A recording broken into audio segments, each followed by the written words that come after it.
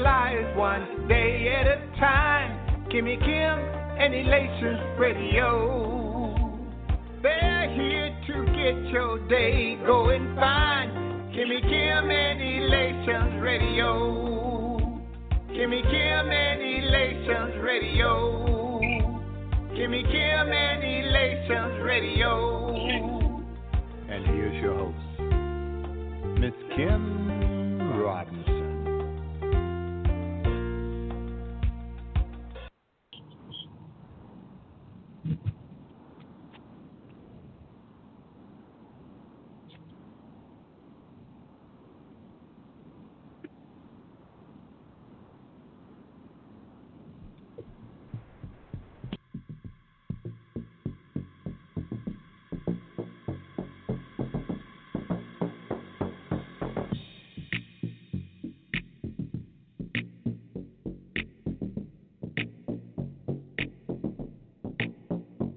Hey, cruising in the whip, feeling alright. Turn up my worship at the red light. Getting lost in my praise, but I'm too high. Light turn green, now they honking, they'll be alright. Cruising in the whip, feeling alright. Turn up my worship at the red light.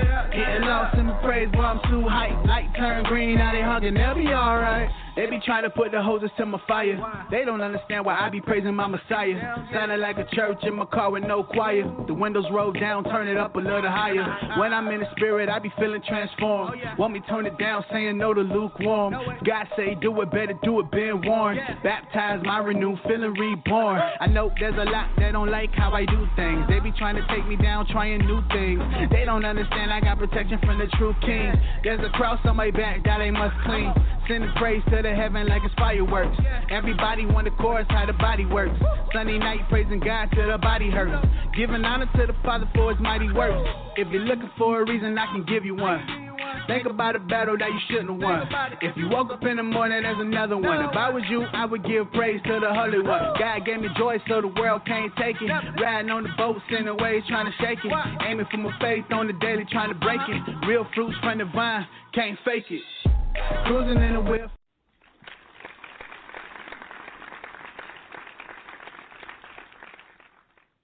What's going on, everybody? Charles McCutchen here. I'm your favorite entrepreneur. Welcome to Charles' Corner. So for those that have never been here, for those who have been here, I want to say thank you. For those who don't know who the heck I am, I produce this. It's all about financial freedom for me. I bring up different aspects of business and everything, you put it into a mixing bowl, and it's financial freedom. From real estate to nonprofits, government contracting, business, the money. And today I want to talk about the money. We're going to talk about the money because this affects everyone. What I'm about to speak on affects everyone. If you're in business, if you're thinking about business, it's all about the money. I like talking about the money up front when I speak to business owners, only because we always get to that point to where money becomes an issue. And now people are scrambling and trying to figure out, how they're going to pay their employees, figure out how they're going to pay their bills, keep their head afloat. And a lot of people are really struggling from a business perspective and barely getting by. And I'm going to go over some of those pointers today. To find me, I'm at charlesmspeaks@yahoo.com. I'm all over social media. You can find me there. Look for Charles McCutchen. The other thing I would say to do is, just get in touch. All you can do is send an email, hit me up on Facebook, LinkedIn, or what have you. I'm on Twitter as well, so just type in Charles McCutchen. I know some stuff will pop up on Google. If it's bad, just don't look at it and just keep it moving. So we're going to talk about how to get the money. So I just did this for some folks in the real estate world, and it really crosses the line from anybody. You don't have to be in real estate, just business, as I talked to y'all about. So anytime I'm going to get money, businesses, banks and lenders, they look for about three things. We call them the 3 C's: cash flow, credit, and collateral.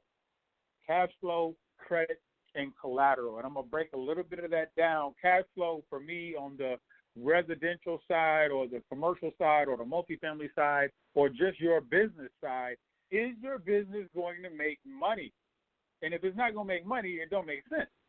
So a bank or a lender is not going to give you the money if your business is not cash flowing, making money. Now, the other piece of that is credit. I use credit and I don't use credit, and I'm going to break that down as well. So from the credit side of things, if you're going to a bank, they're going to look at your credit score. Namely, they want like a 660 credit score. Credit can be repaired, family. It's okay. I don't care if you have a 350. It doesn't matter. It can be repaired over time. You just have to put the right steps in to make it happen. So they're going to look at your cash flow. They're going to look at your credit. Then they look at collateral. So collateral is like you saying, I want to get this, I want to buy this home. I want to buy this home, and I have some collateral. I have another home out there that I rent out. That's collateral. So you can have that, and you can actually, work with what you have to get in. So banks look at properties. Now, this is on some real estate stuff on the multifamily stuff, so I don't want to lose anybody. I'm just going to tell y'all straight up. Some of this is going to be multifamily, and then when I say multifamily, I'm talking about apartments. So from an apartment standpoint, if you get in an apartment and you want to buy an apartment, you're working with banks. Banks are going to look at your net operating income and make sure that the money that you have coming in can cover the money that you have to pay the mortgage for the whole year. So I'm gonna keep it simple. Banks will look at another thing called loan to value. That's what they'll do. So just to give you a quick example, let's say you're getting an apartment complex and it's $1 million out there. Cost $1 million. So what banks will do is say, well, we'll give you 70% of the total value of the asset, or 80% of the total value of the asset. And so they'll give you $700,000 of the $1 million, and you got to come up with the other $300,000 or figure it out. So I'm going through this right now, doing something with some banks. Now, I don't like using banks, but you use banks, lenders, wherever you can get the money, go get the money. Not wherever, but within reason. So the credit piece, banks is going to look at anything that you do. They're going to look at it, and your credit can affect your loan to value. And if you work with a bank or you work with the lender over time, and then you get an asset from them, your loan to value that they're going to give you, they can take you from 70% maybe to 75% because you've done deals with them. And if you get a bigger asset, that only helps out your credit as well. That's a piece of the credit thing. Like I said, you need a 650 FICO score, no bankruptcy, no short sales, foreclosure with no foreclosures within the last 3 years. Money in the bank is always good, and they may be looking at your net worth. So that's what a bank or a lender does. The other side of that is this. A lot of business owners are not doing it. There's less than 10% of business owners that have business credit, meaning you work your business, you build your business up to where you don't need to utilize your credit score because you're utilizing your employment identification number. And I teach this all over the country to let people know that as business owners, we have to separate our personal from our business, and we don't do that. We just kind of just go off and, mess our credit up trying to do all these doggone deals, and that's not how it should be done. So let me give y'all this one. What if you have bad credit? This is for the people who have bad credit. This is for the people who don't want to use their credit, who may have good credit. This is for me. I'm going to give y'all what I do. I use a thing called private money. So private money to me is getting people who have the funding that can take down deals. That's what I use. People who have the funding that can invest into your idea, your project, whatever you have, but you still have to make sure that the people you're getting the money from, you got to make sure that they believe in your project and the numbers are the right way. A lot of people want this money, but they don't have anything to show. So it's like you got to make sure the money is set up the right way. There's another piece of money out there, and we use this more in the real estate world. It's called hard money. And that's an investor that says, hey, I'm going to allow you to use this money, but it's going to cost you, and it may cost you 30%. The thing is, it's all numbers to me. Do the numbers work? And if the numbers work, do you want to do it? It's going to cost you. So some of them are, I met a few that were okay. A lot of them were going to just gouge you for the deal. The hard money lenders, they just try to take everything. They're gracious. But, hey, it's all about the relationship you have with them, and they're going to look at some of the same factors, your collateral, your credit. I mean, it's their money. They can do what they want to do with it. Now, what if you have bad credit? How do you get in the deal? This is on the real estate side of things. So what I would do if I were you, if your state allows it, because I know Texas don't allow it. I know Illinois is going away from it unless you have a license, and that's lease options. So I do lease options. So what I do is I lease a property with an option to buy it at a later time, so I don't have to come out my pockets with like $150,000, $200,000. I get to keep that money. Wholesaling, you don't have to come out of your pocket with no money. You get the end buyer to actually come and bring the money. Then on the commercial side of things, there's a thing called a master lease agreement.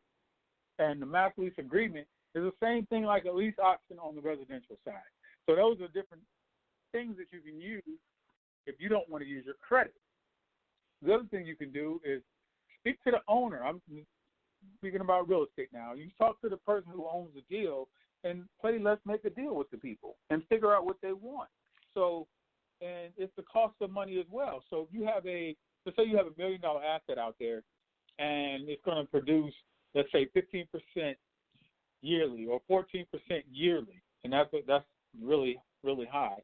So let's say 14% yearly, that's a good interest rate. Now, you find somebody that has $1 million, not really find them, but, this is what happens in the real estate world. You find somebody who has $1 million, and they say, well, you speak to them and see what they want. One guy right now, he said, I just want to make 3% on my $1 million. So you take the 3%, you give him the 3% on his $1 million because you're going to make 15%. 15 minus 3, you made a 12% return on somebody else's money. That's how you use other people's money to make money. But the only way they're going to give you that 3% is if you have the skill set to do it, if your team is set up the right way, if you package up the information the right way. And this goes for just business in general. Whatever business you're doing, you have to package that thing up and you have to promote it like you promoting a party. Like, hey, y'all, this is it.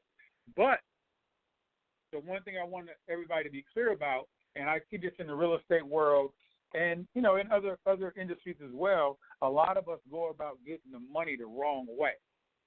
And when I say getting it the wrong way, a lot of people are violating the Securities Exchange Commission. And I'm not trying to give any legal advice, and my disclaimer is that's not what I'm here to do, give any legal advice. I want you to do your own due diligence. So I need you to talk to your legal team to make sure that you're going down the right road. I'm just giving information on what I've done and good insight so you can go do what you need to do. So with lenders, you need cash flow with any property or just cash flow within your business. And then you need to be able to acquire said property at a good price so you can make sure, the money's coming in. And the other thing, what's one of the hardest things for me in the real estate world is financial records. Now, when I'm getting property for these different people, they don't have good records. They just don't. They have numbers set out there, and if you go with the bank, they want financials for like 3 years to see if the property's made money. They need to know the property's making money, it's cash flowing, everything is good, and they just not buying into some nonsense. So from a real estate perspective, I always got to jump back and forth. So I'm looking at it from a commercial perspective for those out there doing real estate that's doing apartment complexes.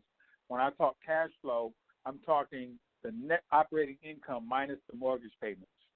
So for me, anything, and this is for banks as well, commercial is anything 5 units or more. So if you get a 5-unit, you can get a commercial loan. So there's different types of commercial loans out there that you'll have access to. Banks want to know if you're going to get a cash-on-cash return, just like your investors want to know, will there be a return? And all a cash-on-cash return is showing people is how fast can your money grow, or how fast is it moving? I'm going to give you all a quick example. So let's say you invested $10,000, and you ask yourself, how fast can I get that $10,000 back? So if you can get your money back in 1 year, you invested $10,000, you got $10,000 back in 1 year, you got 100% return. If you invested $10,000, you got your $10,000 back, and it took 2 years, that's a 50% return. In 3 years, 33.3% return. So it's saying, that's in the real estate world. So your annual cash flow is divided by your down payment, and this is more. I'm diving into the real estate stuff. Some of y'all may be lost, but I have to do this for some people who are doing real estate, who are doing apartment complexes, because I told people I was going to do it, so that's why I'm doing it. So your cash-on-cash return should at least be 10%. Hopefully, sometimes it don't work.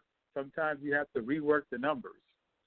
So if you're doing real estate, no matter if it's residential or commercial, some of the things I think about is the area that I'm doing the work in, the market that I'm in, the market that I'm going to invest in. I ask myself questions like, is the market moving? I go online, I speak to brokers in the area, speak to real estate agents, realtors, to see what's going on with that market.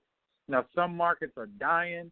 Then you got people leaving the area, and these are the markets that I would not invest in. Now, you go to some of these like very small towns where they got one stoplight, I wouldn't invest in those. That's just me. I wouldn't invest in those. If they only have one like major company there and everybody works there at the plant or something, I wouldn't invest in that city as well, because if that plant shuts down, everybody else leaves and you're stuck with what you have. Now, there's a thing called a path to progress, and that's how the market is moving, and it ties into the city. A lot of people, even in the real estate industry, if you're in business, you should know what's going on with your city. You can go talk to the city and ask about their 10-year plan. So you can kind of and what you can do is go to some of the city events and say, okay, just speak to some people. You're just opening your mouth and going to these events and seeing what's going on. So there's a thing called Path to Progress, and they kind of showing, okay, this city is going to be, it's at, let's say it's at 100,000 now. By the next 5 years, it's going to be at 200,000. This is the reason it's going to be at 200,000. So that's kind of like the path that you want to look and see what's going on. So right now, across the country, what's happening is a thing called opportunity zones and opportunity funds. And I spoke on that before, and I'm going to just touch on it real quick. So opportunity funds, this is a lot of money that's out there right now. And to the tune of, like, one of the funds is like $3 billion with a B. And this money, literally, the people that's putting money into these opportunity funds, what they're doing is they're not going to be, if they keep it in there for like 10 years, they're not going to have to pay taxes on it. That's crucial. That's crucial. Not to have to pay taxes on your money is like, that's just amazing to me. It's just truly amazing. The government set that up, and the IRS is involved, and blah, blah, blah, whatever. So what's going on across the country is different cities have broken out and saying, we have some economically disadvantaged areas, and we need money to beautify these areas. These specific areas are called opportunity zones. So what they're doing is gentrification is happening, and all that's happening is they're moving everybody in that area out. They're going to clean the area up, beautify the area, put in some mixed use and everything else, and police stations and ambulance stations and everything like that.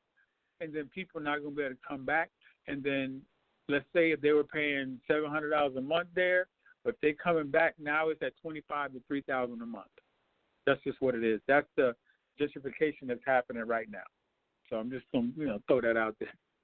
So if you are doing real estate and you got with a banker or a lender and you wanted to get some money, and you got some of your stuff in place that you have a deal set up, and you got a 680 or 700 credit score, and you want to get a house, and you want to say you want to invest in it or what have you, and you already have a primary residence, it's about a 45 to 60-day process to close. It's about a 45 to 60-day process to close. Then what the bank is going to ask, the bank is going to say, hey, you want to get this deal, I get it. Send me over the property financials, take some pictures, and send that over as well. And then they're going to start doing credit checks on you and checking you out, seeing what you have, 3 C's, the credit, the collateral, and what they're going to do is get you a loan application set up, get you set up, making sure that thing is going to cash flow for another one. They're doing apps online. You can do it offline, I guess, more online. They're going to send out appraisals. You're going to get the bank send somebody out to look at the place, make sure they're not buying like 4 walls with no roof on it or something like that. And along this whole time, during this 45 to 60 days, you locking in an interest rate. Just like if you was buying a home. I did the same thing, bought a home, and you lock in an interest rate.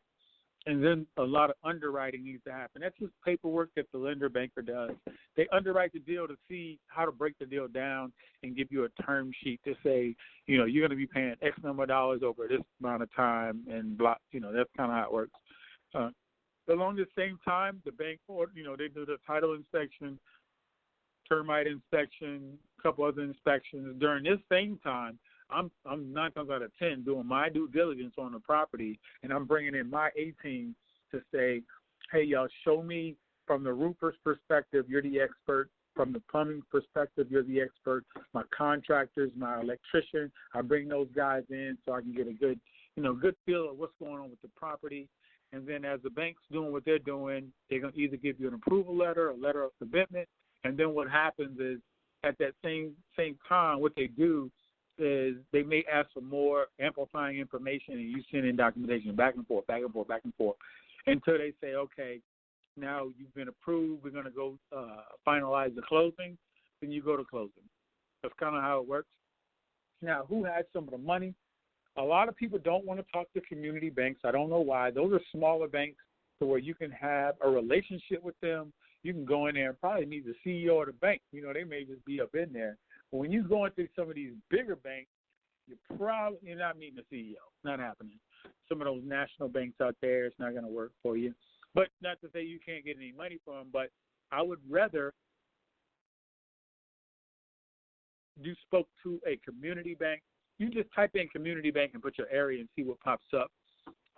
And then, go have a conversation and say, hey, I want to start a business doing, blah, whatever it is. And it's just a general conversation. Even take them to lunch if you have to. I don't know. Just figure out how to get in touch with people because they have funding. There's no shortage of money. Right now, the Feds have cut the interest rate one more again. I think this is the third time. It's now from like 1.5% to 1.75%. And all that means is there's more money out there that's cheaper.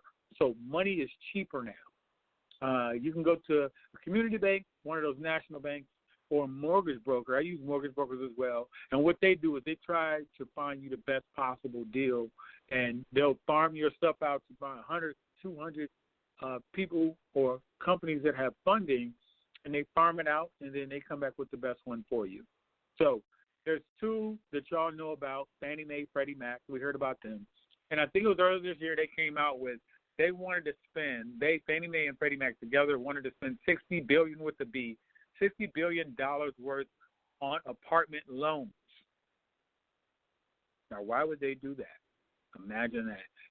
$60 billion worth of apartment loans, and they said by the middle of the fourth quarter, which is coming up right about now, they want to be done and giving out the $60 billion worth for apartment loans. Now, this is just me speaking.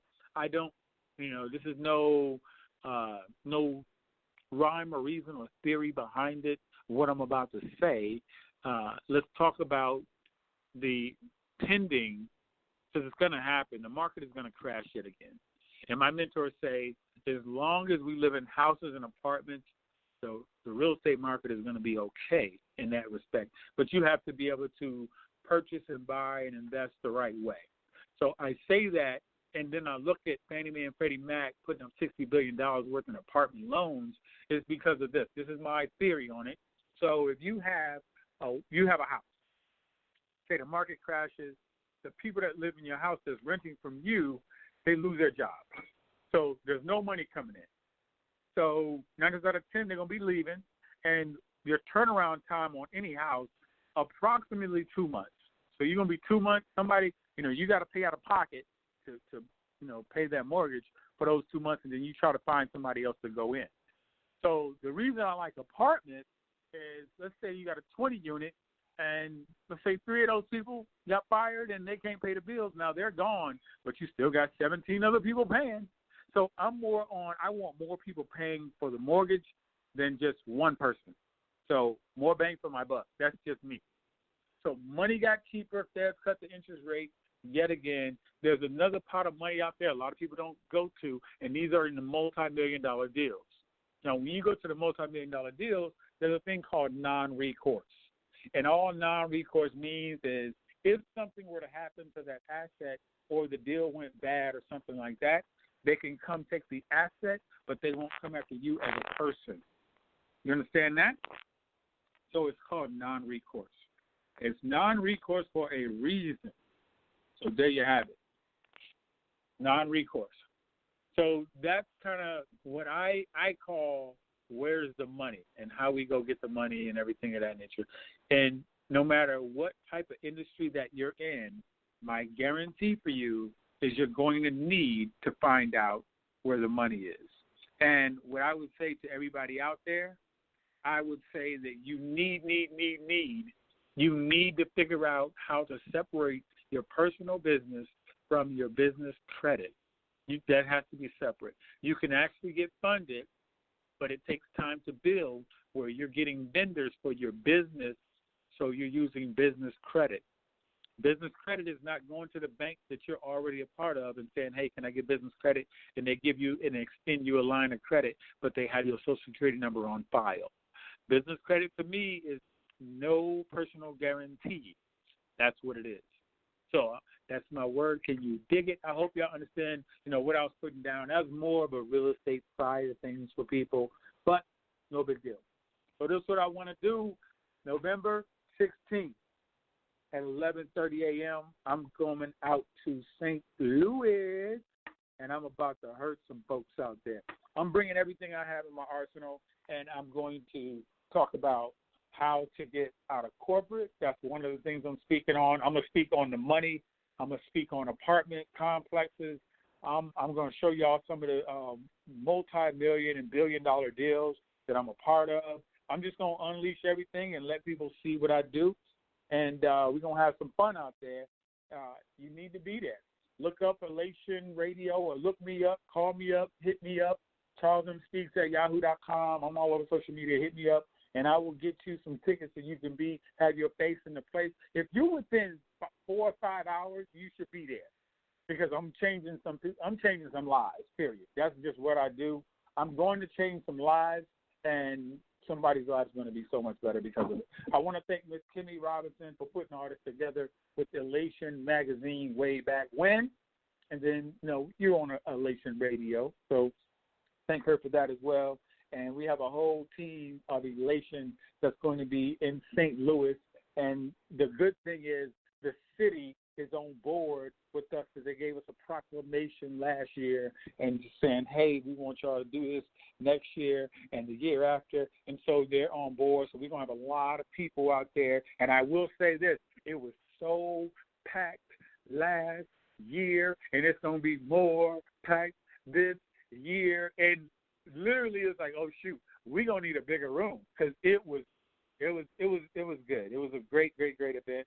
I had fun. I'm actually gonna be flying out there very shortly and having some fun with the rest of the team. So I'm gonna pray us out.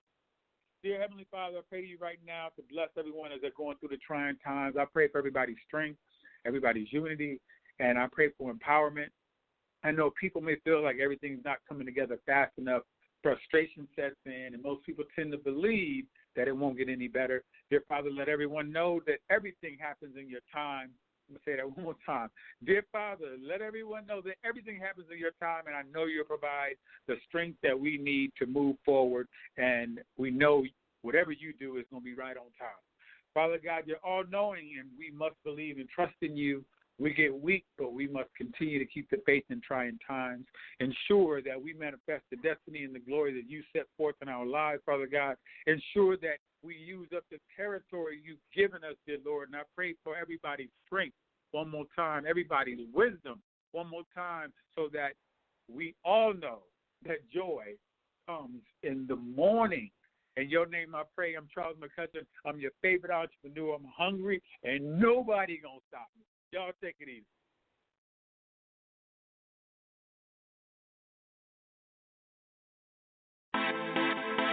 Shout out D on the track, Paint Music Media.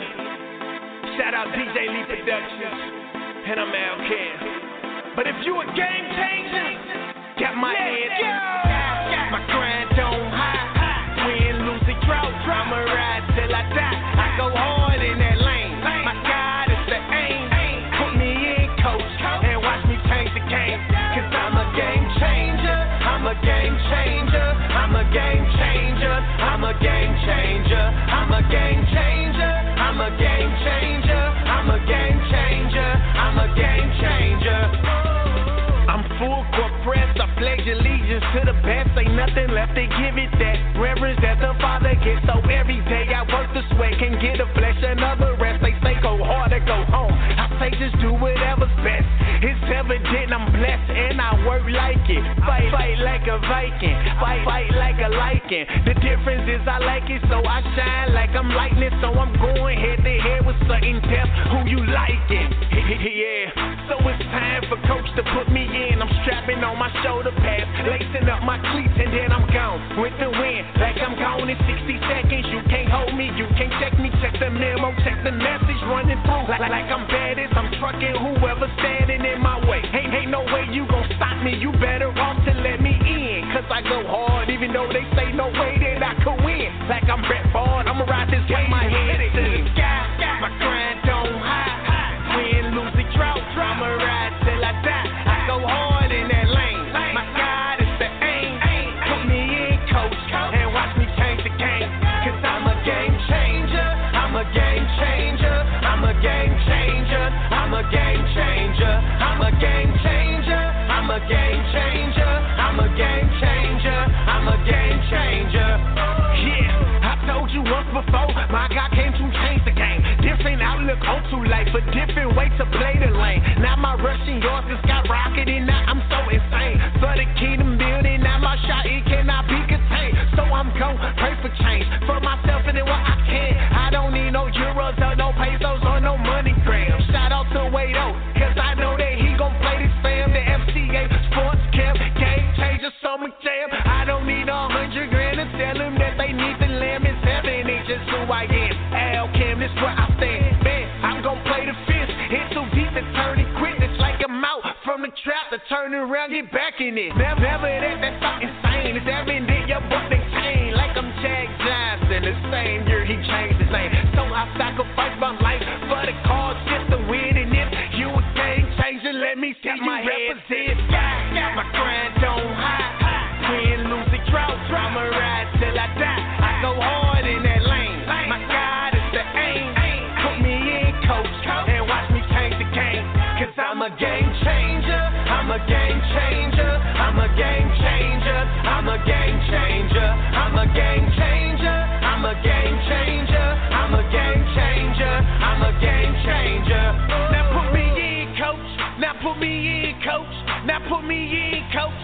Now put me in, coach. I'ma go hard.